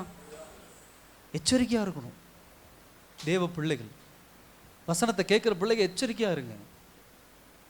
இந்த கழுதை தேவனை சுமக்கிற கழுதையா இருக்கணும். உலகம் பார்த்து சொல்ற அந்த கமாண்டுக்கெல்லாம் நம்ம காது கொடுத்து என்ன பண்ணக்கூடாது, கேட்கக்கூடாது. அல்லேலூயா. அடுத்தது ஒரு விஷயத்தை நான் சொல்ல விரும்புறேன். என்ன அப்படின்னு சொன்னா, கர்த்தர் ஏன் கட்டவிழ்த்தார், அந்த நோக்கத்தை தான் நாம் தியானித்து கொண்டிருக்கிறோம். கட்டவிழ்ப்பினுடைய நோக்கம் என்ன அப்படின்னா, மூணாவது பாயிண்ட், டு பிளஸிங் அதர்ஸ், மற்றவருடைய ஆசீர்வாதத்திற்காக. அல்லேலூயா. என்ன ஆசீர்வாதம்? இயேசு கிறிஸ்து அந்த கழுதையின் மீது உட்கார்ந்து கொண்டு பயணம் செய்கிறார். அவரை சுற்றி உள்ள ஜனங்கள் எல்லாம் அவரை கண்டு அவரை ஓசன்னா ஓசன்னா என்று சொல்லி என்ன பண்றாங்க, சத்தமா ஆராதிக்கிறாங்க, ஆர்ப்பரிக்கிறாங்க. அப்ப அந்த இயேசு கடந்து போறதுக்கு எது உபயோகமா இருக்குது சொல்லுங்க? எது இந்த கழுதை குட்டி உபயோகமா இருக்குது? ரெண்டாவது, இந்த கழுதை குட்டி இருக்கிறனால தான் இந்த எண்டில் இருக்கக்கூடிய ஜனங்கள் முதற்கொண்டு எவ்வளவு தூரம் எல்லையில ஜனங்கள் இருந்தாலும் அவர்கள் எல்லாம் யாரை பார்க்க முடியுது? அல்லேலூயா. நான் சொல்றது உங்களுக்கு புரியுதா? இயேசு கிறிஸ்து கழுதையின் மீது இருந்ததுனால தான் கழுதை போற பாதையில் எல்லாம் அவரை பார்க்க வேண்டும் என்று வாஞ்சையோடு இருந்த ஜனங்கள் எல்லாமே பார்க்க முடியுது. இல்லைன்னா இயேசுவை என்ன பண்ணிருக்க முடியாது, பார்த்திருக்க முடியாது. அல்லேலூயா. அப்ப இந்த கழுதை இயேசுவுக்கு மாத்திரம் பிரயோஜனம் உள்ளதாக இருந்ததா, அல்ல அங்க சுற்றி இருந்த அத்தனை பேத்துக்கும் பிரயோஜனம் உள்ளதா இருந்துச்சா? அத்தனை பேத்துக்கும். அல்லேலூயா.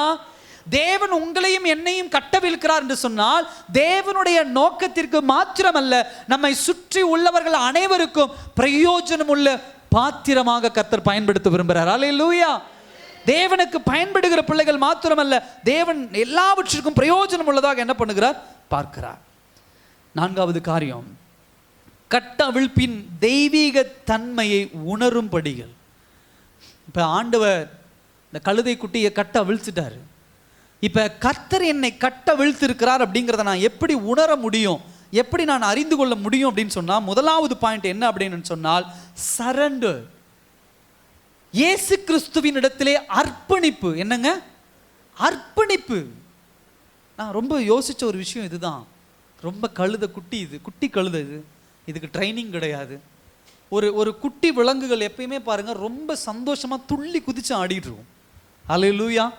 குழந்தைகளே ஒரு 2 வயசுலேருந்து 5 வயசு வரைக்கும் அதனுடைய பண்ணுற சேட்டையெல்லாம் அவ்வளோ சந்தோஷமாக இருக்கும். ஒரு நாய்க்குட்டி வாங்கி வளர்த்து பாருங்கள், அந்த குட்டியில் அது பண்ணுற சேட்டைகள் அவ்வளோ இருக்கும். ஒரு பூனைக்குட்டி, யானையை பாருங்கள், யானை பார்த்து பெருசான என்ன பண்ணுறோம், அவ்வளோ பிரம்மாண்டமாக பயந்துக்கிறோம். ஒரு யானை குட்டியை பாருங்கள், டிவிலெலாம் பாருங்களேன், அவ்வளோ அழகாக மனுஷங்கிட்ட என்ன பண்ணும், பாலை தூக்கி போட்டு விளையாடும், இடிச்சுக்கிட்டு விளையாடும், மடியில் வந்து படுத்துக்கும், உருண்டு விளையாடும், எல்லா சேட்டைகளும் என்ன பண்ணும் அது பண்ணும். அப்போ நான் யோசித்தேன், ஆண்டவர் எக்ஸ்பீரியன்ஸ் ஆன அனுபவம் உள்ள பழக்கப்பட்ட கழுதையை ஆண்டவர் பயன்படுத்தாமல், அனுபவமே இல்லாம ஜாலியா விளையாடி கொண்டு இருந்த கழுதை குட்டியை என்ன பண்ணார், ஆண்டவர் பயன்படுத்தினார். அப்படி பயன்படுத்தும் போது என்னென்ன நடக்கும் சில விஷயங்களை யோசிச்சு பார்த்தீங்களா? இப்போ கழுதை மேலே உட்காந்தா அந்த கழுதைக்கு நிதானம் இருக்கும், தெரியும் நம்ம இந்த மாதிரி பொதி சுமக்கிற ஆட்கள் தான், நம்ம இந்த நேர் பாதையில் போகணும், இந்த பாதையில் போகக்கூடாது, இப்படி செய்யணும் தெரியும். இதே கழுதை குட்டியில் உட்காந்தா என்ன ஆகாது, என்ன பண்ணும் கழுதை குட்டிக்கு? அதுக்கு ஒரு ட்ரைனிங் கிடையாது, அதுக்கு ஒரு எக்ஸ்பீரியன்ஸ் கிடையாது. இப்படி ஓடும் அப்படி ஓடும், அந்த மாதிரி குதிக்கும், துள்ளி குதிக்கும், வெயிட் தாங்க முடியல அங்கேயே படுத்துக்கும் உட்காந்துக்கும், இல்லாத சேட்டைகள் பண்ணியிருக்காதா? ஆனால் இந்த கழுதை குட்டி என்ன பண்ணல, ஒன்றுமே பண்ணலை. ஆண்டவர் தான் என்ன பண்ணியிருக்கு, அந்த கழுதை குட்டி தெரிஞ்சிருக்குது. அல்லேலூயா. அப்போ புரிந்து கொள்ளுங்க, ஆண்டவர் தான் அந்த கழுதை குட்டி உணர்ந்ததுனால தான் அது தன்னை என்ன பண்ணுச்சு, குட்டியா இருந்தாலும் அது என்ன பண்ணுச்சு, தேவனுக்கு தன்னை அர்ப்பணித்தது. அல்லேலூயா, அர்ப்பணித்தது. உடனே ஒரு கேள்வி வரும், மிருகங்களுக்கெல்லாம் இந்த அறிவு இருக்கா பாஸ்டர்? மிருகங்கள்லாம் அப்படி இருக்குமா? பைபிளில் நிறைய இருக்குது. சொல்லுங்க, ஆளுக்கு ஒரு மிருகம் சொல்லுங்க பார்க்கலாம். ஆண்டவருடைய சொல் பேச்சு கேட்ட மிருகங்கள்லாம் சொல்லுங்க. என்னம்மா? காக்கா அப்பம் கொண்டு வந்து, சூப்பர். அடுத்தது, பிழையாமுடைய கழுதை பேசியது, சூப்பர். புறா என்ன பண்ணுச்சு, தண்ணி இருக்கா இல்லையான்னு நோவா காலத்தில் சுற்றி வந்துச்சு, சூப்பர். அடுத்தது, நான் அதை யோசிக்கல, நீங்கள் சொல்லிட்டீங்க. பார்த்தீங்களா? சிங்கம் கேட்டுச்சு, என்ன பண்ணுச்சு, தானியலுடைய காலத்தில் சிங்கம் என்ன பண்ணுச்சு, வாயி கட்டி போடப்பட்டுச்சு. இன்னும் ஒரு என்னாச்சு, மீன் தன் வாயை திறந்து 3 நாள் என்ன பண்ணுச்சு, ஹோட்டல் ரூம், லாட்ஜ் ரூம், இது இந்த லாட்ஜில் ரூம் எடுத்து தங்குற மாதிரி அவர் வயிற்றுக்குள்ளே என்ன பண்ணார், தங்கிட்டு இருக்கிறார். அது சொன்ன வயிற்றுக்குள்ளே வச்சிருந்தது. ஆண்டவர் 3 நாள் கழித்து சொன்ன உடனே அது என்ன பண்ணுச்சு, கொண்டு வந்து அப்போ இந்த கழுதைக்கும் தேவ ஞானத்தை கொடுத்திருக்கிறார். அல்லேலூயா. என்ன ஞானத்தை கொடுத்திருக்கிறார், தன் மேல் அமர்ந்திருக்கிறவர் மேசியா என்பதை உணர்ந்து அந்த குட்டி கழுதை தன்னை அர்ப்பணித்தது. அல்லேலூயா. இன்னைக்கு நம்ம இந்த குட்டி கழுதையோடு ஒப்பிடும்போது நம்ம அந்த அளவுக்கு அர்ப்பணிப்போடு இருக்கிறோமா? தேவனுடைய சொல் பேச்சுக்கு ஒரு குட்டி கழுதை கேட்குது, காக்கா கேட்குது, மீன் கேட்குது. இன்னும் சொல்லப்போனால் பழைய ஏற்பாடு புத்தகத்தில் பிழையாமுடைய கழுதை பேசியது. இன்னும் நிறைய விஷயங்கள் சொன்னீங்க. சிங்கம், கர்ஜிக்கிற சிங்கம் என்ன பண்ணுச்சு, வாயை அடக்கி வச்சுட்டு கம்முன்னு உட்கார்ந்து இருந்தது. இதெல்லாம் நடக்கும்போது இன்னைக்கு தேவ பிள்ளைகளாக நீங்களும் நானும் ஒரு பெருமையாக சொல்லிக்கிறோம், நான் யாரு, 5 அறிவு படைத்த மிருகம் அல்ல, 6 அறிவு உள்ள மனிதன் அப்படிங்கிறோம். ஆனால் தேவனுடைய வார்த்தைக்கு கீழ்ப்படிய முடியல, அர்ப்பணிக்க முடியல. அதுதான் அடுத்த பாயிண்ட். என்ன அப்படின்னு சொன்னா, தேவனுடைய நாமத்திற்கென்று உபயோகப்படணும் அப்படின்னு சொன்னா டிவைன் இன்ஸ்ட்ரக்ஷன், கர்த்தர் கொடுக்கிற இன்ஸ்ட்ரக்ஷனுக்கு, கர்த்தர் கொடுக்கிற அந்த கொள்கைகளுக்கு கீழ்ப்படிந்த பிள்ளைகளாக என்ன பண்ணணும், இருக்கணும். அல்லேலூயா. 2வது பாயிண்ட். அது 3வது என்ன அப்படின்னு சொன்னா, ஒரு வசனத்தை எடுத்து வாசிங்க. ஏசாயா 58ஆம் அதிகாரம் 6ஆம் வசனத்தை வாசிங்க. ஏசாயா 58:6.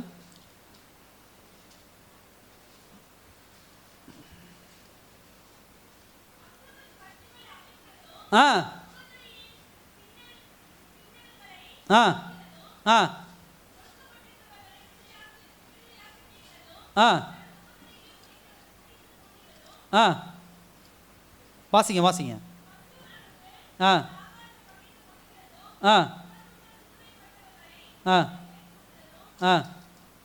அதாவது அக்கிரமத்தின் கட்டுகளை அவிழ்க்கிறதும் நுகத்தடியின் பிணையல்களை நெகிழ்கிறதும் போட்டு அதுக்கு மேலே போட்டிருக்குது என்ன அப்படின்னா, மனுஷன் தன் ஆத்மாவை ஒடுக்கிறதும் தலை வணங்கி நாணலை போல ரெட்டிலும் சாம்பலிலும் படுத்துக் கொள்ளுகிறதும் எனக்கு பிரியமான உபவாச நாளாய் இருக்குமோ, இதையா உபவாசம் என்றும் கர்த்தருக்கு பிரியமான நாள் என்றும் சொல்லுவாய்.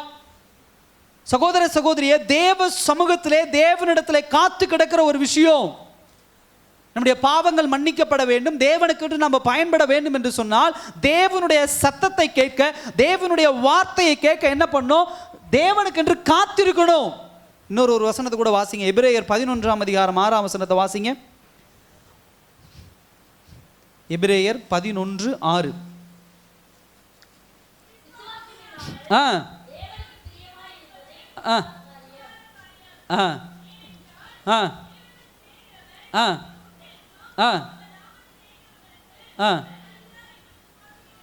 அதாவது விசுவாசத்தோடு தேவ சமூகத்தில் காத்திருக்கணும். எல்லா விஷயத்திலும் நாம் செய்கிற செயல்கள் தான் நம்மை தீர்மானிக்கும். நாம் யாரிடத்துல விசுவாசம் உள்ளவர்கள், இந்த உலகத்தில் விசுவாசம் உள்ளவர்களா, ஊர் உலக ஜனங்களிடத்தில் விசுவாசம் உள்ளவர்களா, இல்ல பணத்திற்கு விசுவாசம் உள்ளவர்களா, இல்ல சுய பலத்திற்கு விசுவாசம் உள்ளவர்களா, இல்ல தேவனுக்கு விசுவாசம் உள்ளவர்கள்னா தேவனுடைய வசனத்துக்கு கீழ்ப்படிந்த பிள்ளைகளா இருப்பாங்க. அல்லேலூயா. தேவனுக்கு பிரியமான காரியங்களை என்ன பண்ணுவாங்க? செய்வாங்க. உங்களுடைய விசுவாசம் யார் மீது இருக்கிறது அதை வைத்து தான் பேச முடியும். இதான் 4வது பாயிண்ட், கடைசி ஒரு பாயிண்ட் சொல்லி நான் முடிக்க விரும்புகிறேன். கனிதரும் பொருட்டு கட்டவிழ்க்கப்பட்டு தயார் நிலையில் என்ன பண்ணுதல் இருத்தல். அல்லேலூயா. என் சகோதர சகோதரியே, ஒரு மனுஷனுடைய வாழ்க்கையில கர்த்தர் அவனை கட்ட வீழ்த்துட்டா அப்படின்னு சொன்னா கனிதரும் பொருட்டு என்ன பண்ணும்? தயார் நிலைமையில் இருக்கணும். எப்படின்னா எந்த நேரத்திலும் ஆவியின் நற்கனிகள் எனக்குள்ள இருந்து என்ன பண்ணும்? வெளிப்படணும். உலகத்தின் கனி அல்ல, உலகத்தினுடைய இச்சை அல்ல, உலகத்தினுடைய விபச்சார ஆவி அல்ல, உலகத்தினுடைய வேசித்தனத்தின் ஆவி அல்ல. தேவனுக்கென்று நற்கனிகளை வெளிப்படுத்துகிற பிள்ளையா நான் என்ன பண்ண இருக்கணும்?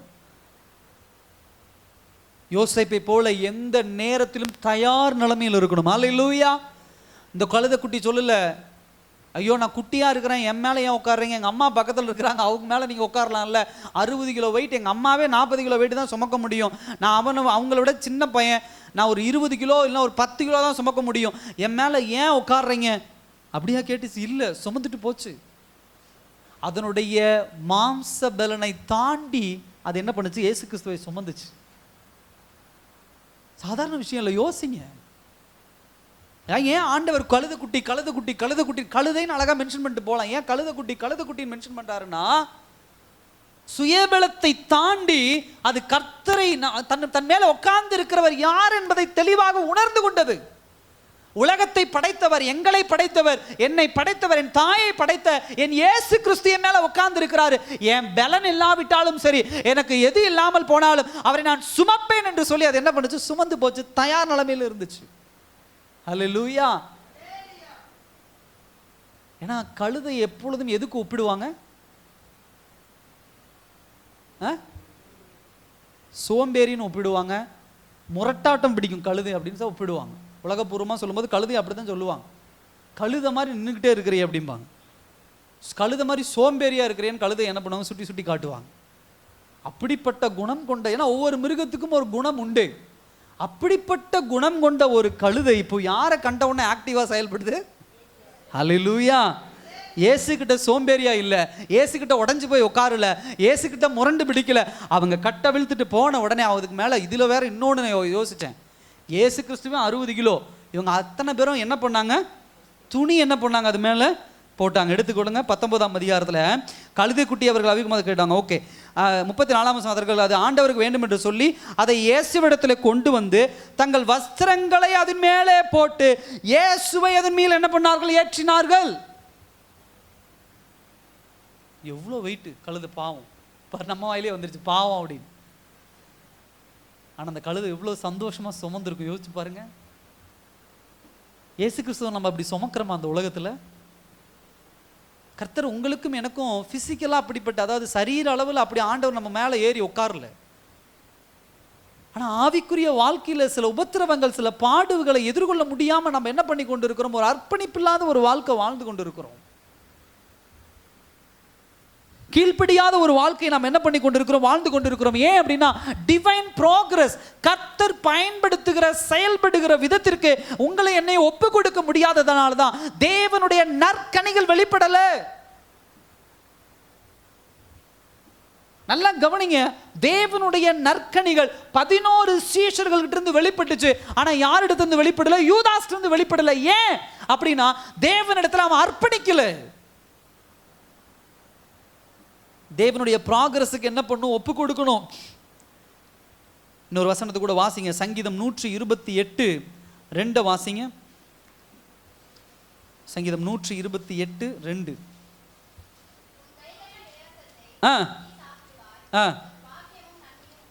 ஹல்லேலூயா.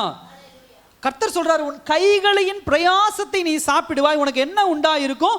பாக்கியமும் நன்மையும் உண்டாயிருக்கும். எத்தனை பேர் சொல்றீங்க கர்த்தர் கொடுக்கிற ஆசீர்வாதம் எனக்கு பாக்கியமும் நன்மையுமா இருக்குது?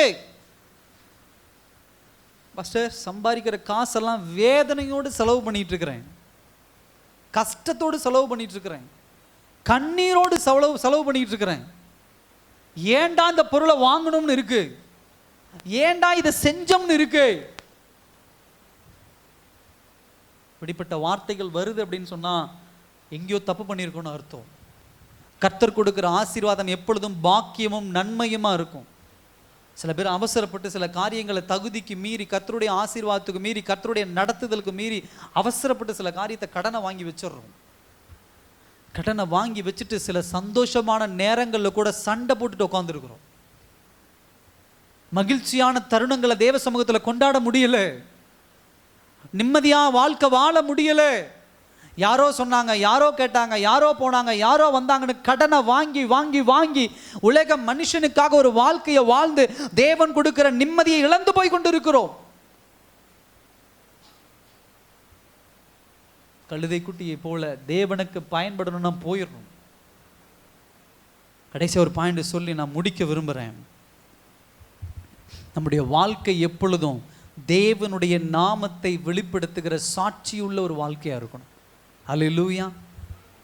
எத்தனை பேருடைய வாழ்க்கை தேவனுடைய நாமத்திற்கு மகிமை கொண்டு வருகிற ஒரு சாட்சி உள்ள ஒரு வாழ்க்கையாக இருக்குது? எத்தனை பேர் நம்மளுடைய வாழ்க்கையை பார்த்து சொல்கிறாங்க, எனக்கு அந்த கழுதையை பார்க்கும்போது எப்படி யோசிச்சிருப்பாங்க? யோசிச்சு பாருங்க. அன்றைக்கி அந்த கழுதை ஒரு ஹீரோ மாதிரி ஆயிடுச்சு. எல்லாரும் இயேசு கிறிஸ்துவை பார்க்கும்போது, அந்த கழுதையை பார்க்கும்போது, அப்பா மேசியா இயேசு கிறிஸ்துவ என்ன பண்ணுறாரு? இந்த கழுதை மீது உட்கார்ந்து வராரு. இவ்வளோ பெரிதாக இருக்கும். இன்றைக்கி நம்ம உதாரணத்துக்கு ஒரு வண்டி நம்ம வெஹிக்கிளில் வச்சுருக்கோம், ஒரு காரோ ஒரு 2 வீலரோ வச்சுருக்கிறோம்.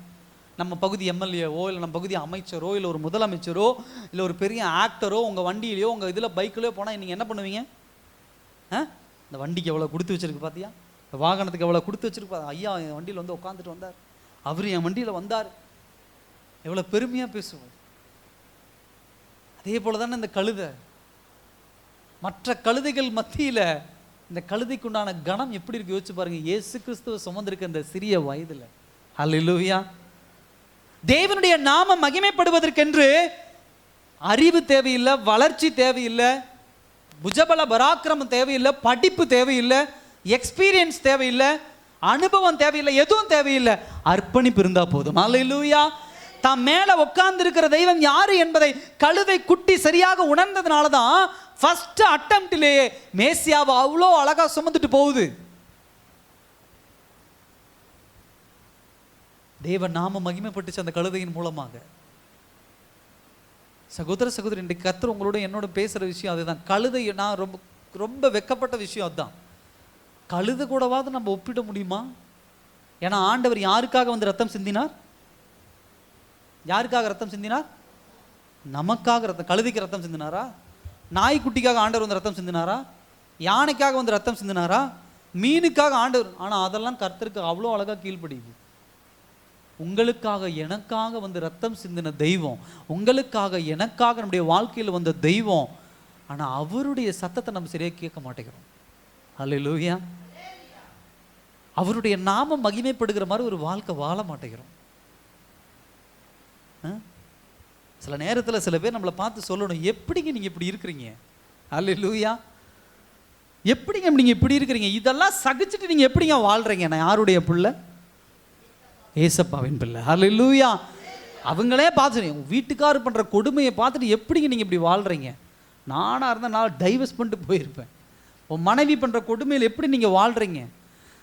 இவங்க பண்ணுற பேச்சில் எப்படி நீங்கள் இருக்கிறீங்க? அவங்க பண்ணுற விஷயங்கள் எப்படி நீங்கள் இருக்கிறீங்க? அப்படின்னா புரிஞ்சுக்கணும், நான் தேவ மகிமைக்கென்று வாழ்கிற பிள்ளை. அல்லேலூயா. தேவ நாம மகிமைப்படுவதற்கென்று வாழ்கிற பிள்ளை. ஊர் உலகம் பாவப்படவும், ஊர் உலகம் என்னை பார்த்து இது பண்ணுறதுக்கும், என்னை பார்த்து ஐயோன்னு கவலைப்படுவதற்காக வாழ்கிற பிள்ளை அல்ல. அல்லேலூயா. சகோதர சகோதரிக்கு ஆண்டவர் நம்மோடு பேசியிருக்கிறார். கட்டவிழ்க்கப்பட்டிருக்கிறோம். எதற்காக?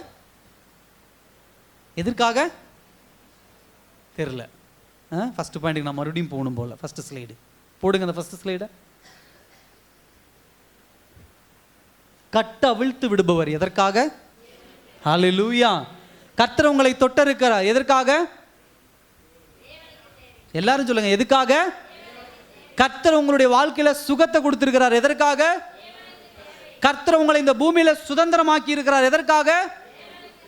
கர்த்தர் உங்களுக்கு ஆசீர்வாதத்தை கொடுத்திருக்கிறார். எதற்காக? எல்லாரும் சொல்லுங்க, எதற்காக? கர்த்தர் உங்களுக்கு ஒரு நல்ல படிப்பை கொடுத்திருக்கிறார். எதற்காக? கர்த்தர் ஒரு நல்ல வேலையை கொடுத்திருக்கார். எதற்காக? ஹல்லேலூயா. எல்லாரும் இருக்கிற இடத்துல இருந்து எழுந்து நிற்கலாமா அந்த நாள்ல?